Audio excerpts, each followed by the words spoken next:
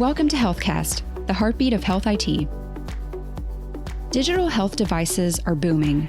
The market for this technology is expected to grow and reach tens of billions of dollars in revenue over the next 7 years, according to some projections.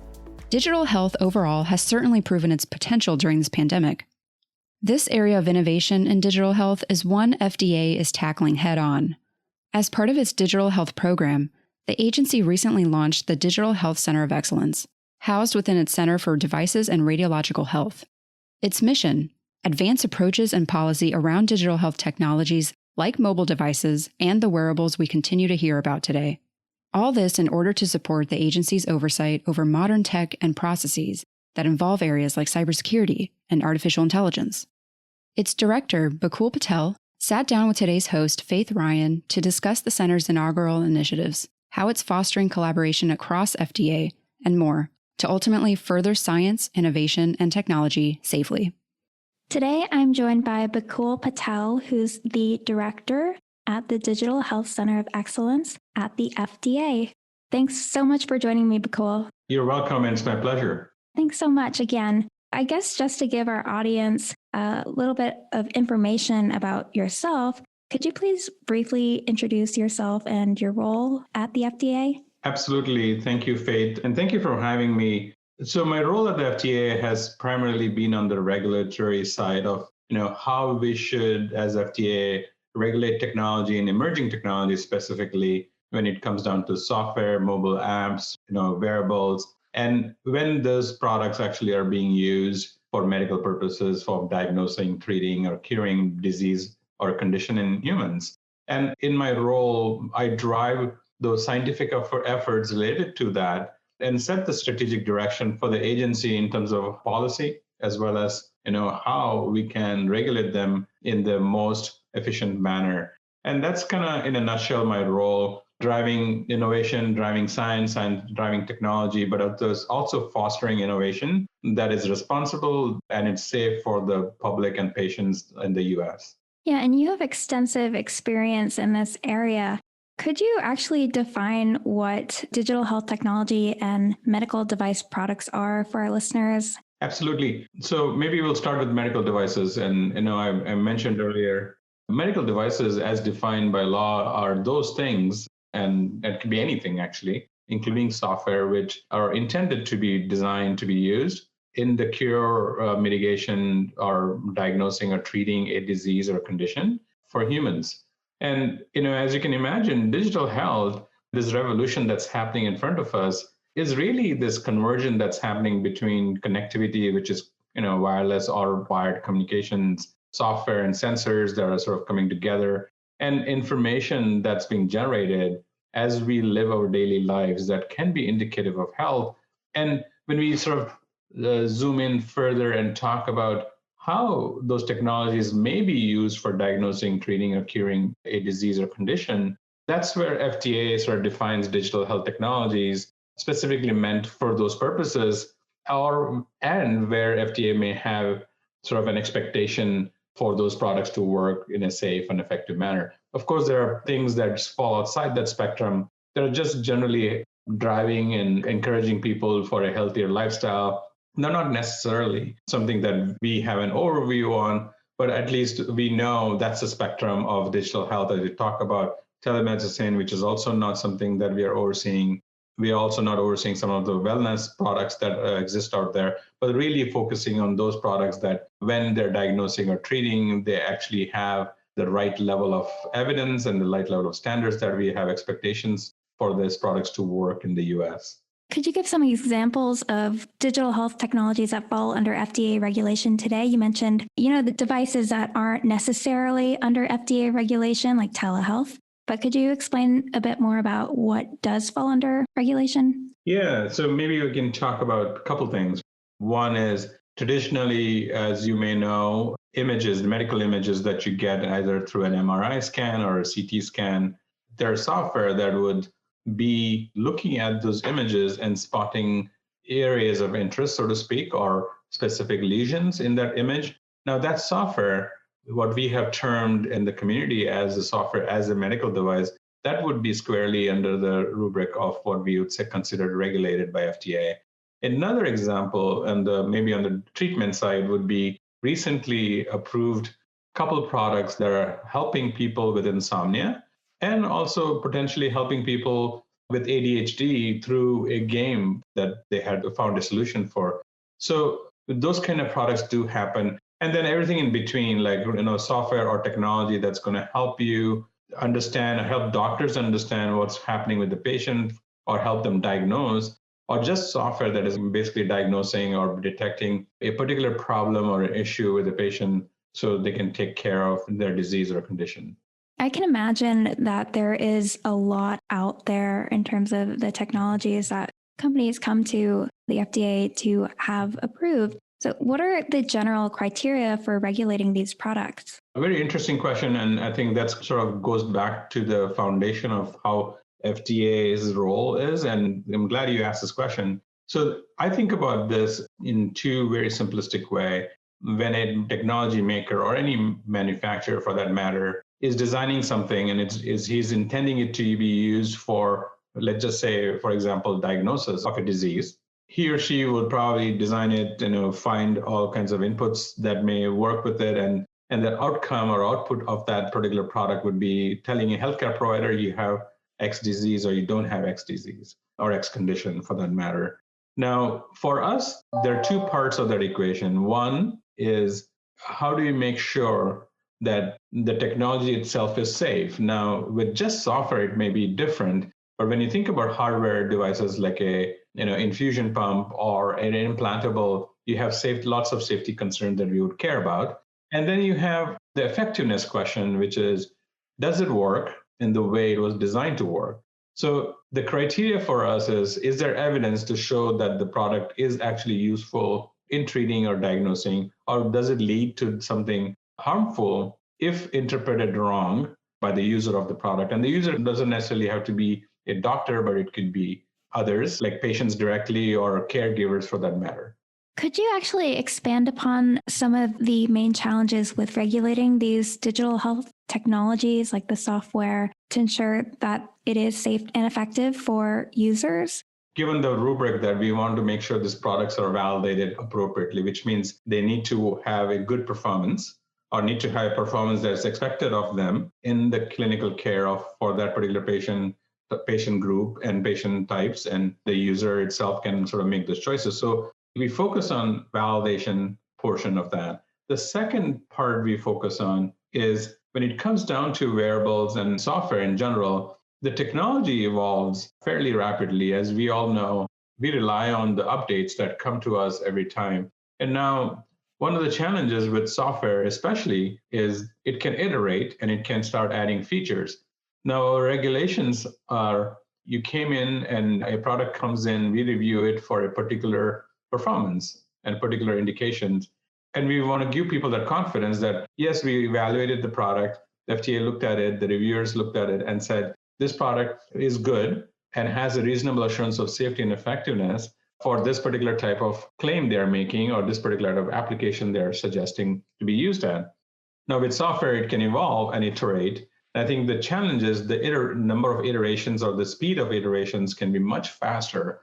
And that's one thing that we've been looking actively into, how best to tailor our regulations so that we allow for those changes to happen while maintaining that assurance of safety and effectiveness. And that's kind of primarily my role in helping define, shape, and understand how that would work.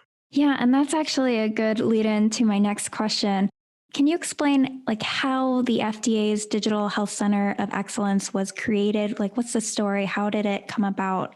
About 8 years ago, we started on this one very small, but actually very impactful guidance document. And we called it Mobile Medical Apps, where at that time, I think the mobile apps market was evolving really rapidly. There's lots of innovators trying to understand whether FDA will regulate such products or not. So we spent a lot of time and we started this journey of clarifying where FDA would provide oversight. I mean, just the questions you're asking and giving people clarity. And our goal always has been is if we make it really clear of what FDA will review versus oversee versus not versus think it's low risk enough, we would allow this market to sort of mature over time and hopefully get to a place where the good products are out there in the marketplace. So we started in 2010-ish with this guidance. In 2013, we published that first document after getting public comments. And then next thing was about, how do we clarify when does general wellness products happen?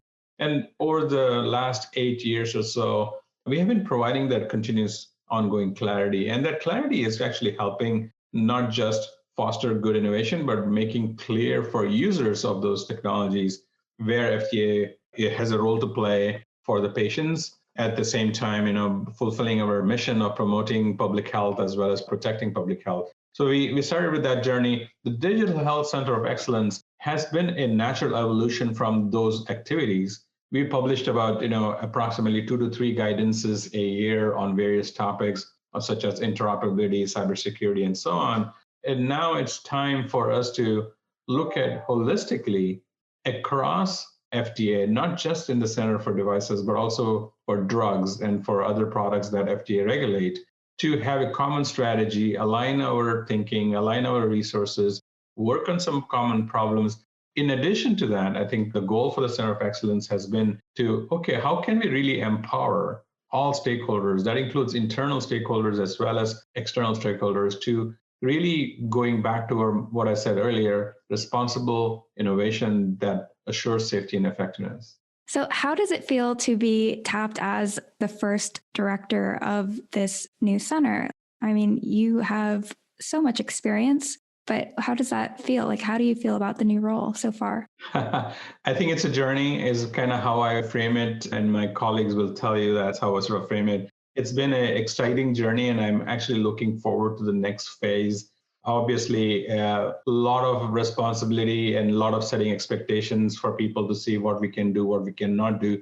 But what I'm excited about is, the ability for FDA to have the Center of Excellence, and how, have me given the opportunity to sort of shape sort of where FDA strategy for digital health technologies would be, is really an exciting place. And I'm very thrilled to sort of be here and fortunate enough to sort of work in this space. You have to basically collaborate with so many people. I'd like to also ask, who are the different partners involved, and how exactly are you using your experience to bring everyone to the table and figure out, how to best organize these best practices or regulations for digital health technologies? Yeah, great question there, Faith. I would say that FDA, even though we are a regulatory body, I think a lot of people would look at what's necessary to go to market. And you can imagine there's different aspects of what goes into a medical product that we regulate, right?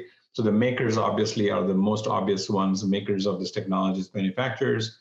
And then I would say there's this user world, which are healthcare providers, hospitals, patients themselves, caregivers who are not necessarily patients or healthcare providers, but they are caregivers for people who cannot take care of themselves. And then you have a different set of stakeholders that are either driven by industry or by academics that drive standards, create standards. So what I mean by that, there's ISO and IEEE and other standards body that exist. We work with them as well. We also work with the academic institutions such as American College of Cardiology and other institutions that help us and not only understand sort of where the clinical community is, but also help us understand some of the challenges they face with that some of the regulations may be able to help with. We also work with the researchers who research technologies that are after the fact, or some research actually research science before products go to market. And our role at FDA has been always to be that leaning forward sort of agency that can help shape the space in a very positive way. And then, I cannot leave out the big stakeholder group that we work with all the time is other federal partners. Working with other federal partners within the Department of Health and Human Services, but also outside of that, has been really, really fruitful for us in having a very holistic view. And just to name one agency or one government agency is the National Institute of Standards and Technology. NIST has been a great partner, and others as well. So we do collaborate with a very large set of stakeholders, as you can imagine. Yeah, I can just think of all the agencies that could be involved with this, like the VA or even like DOD or DHA. I mean, they're all using digital health technologies to support, veterans and military members, but also just the general public. But I also had this question about, to expand upon the Digital Health Center of Excellence, what are the functional areas in digital health that, the center serves across the agency? Yeah, so the functional areas are actually very much in line with what I call it a life cycle of a product, right? From early investigations, proof of concept, there's work that happens that we have expectations on, and then before the product goes to market, and while the product is going to go into market, and then afterwards. And then let me just touch upon, the reason I sort of group them into those buckets are you have clinical trials that happen for products in this space that we need to have the evidence in the right way.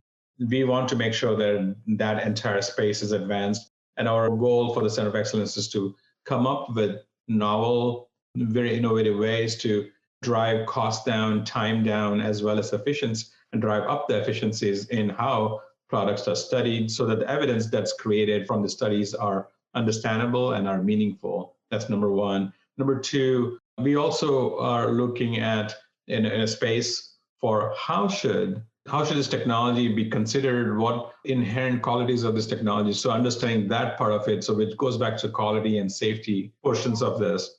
And then we're also here to support the regulatory decision makings by other parts of the agency. So that's one of the functional area. The other part of the other functional area, I'm not naming all of them, but I'll just name a few, is advanced manufacturing, which means that, as technology and software and some new ways of predicting safe manufacturing is something that we are looking for as well. And how we go about doing that is something that the center is going to explore more actively. And not the least, I will talk about two specific sub areas that I feel requires a lot of attention, is cybersecurity, an area that does not just end with the product, but also extends beyond the product to even the infrastructure that a manufacturer may have that may help us protect our critical infrastructure, health infrastructure. That's number one. And number two is artificial intelligence and machine learning. How do those technologies and methodologies can actually help with enhancing how healthcare can be changed with digital health technologies that we are looking at? So those are some examples of the functional areas that you can imagine that's part of the Center of Excellence.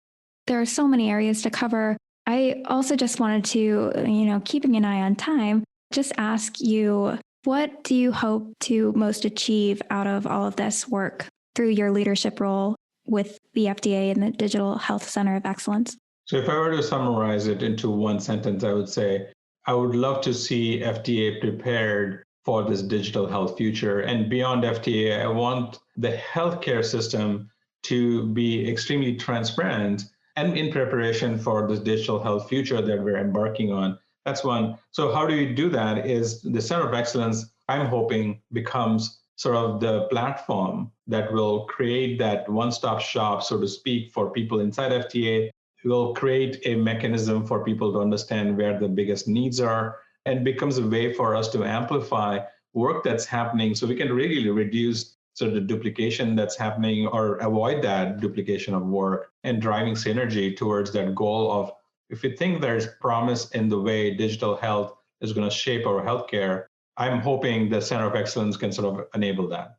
Bakul Patel, thanks so much for joining me for today's show. I really appreciated these insights and learning more about the center. Thank you very much. My pleasure.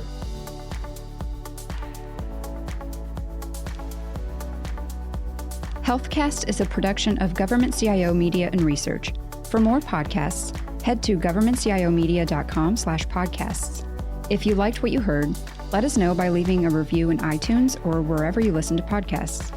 HealthCast is produced by Amy Kluber, hosted by Melissa Harris, Adam Patterson, and Faith Ryan. If you're interested in sponsoring a podcast, contact us at sponsor@governmentcio.com.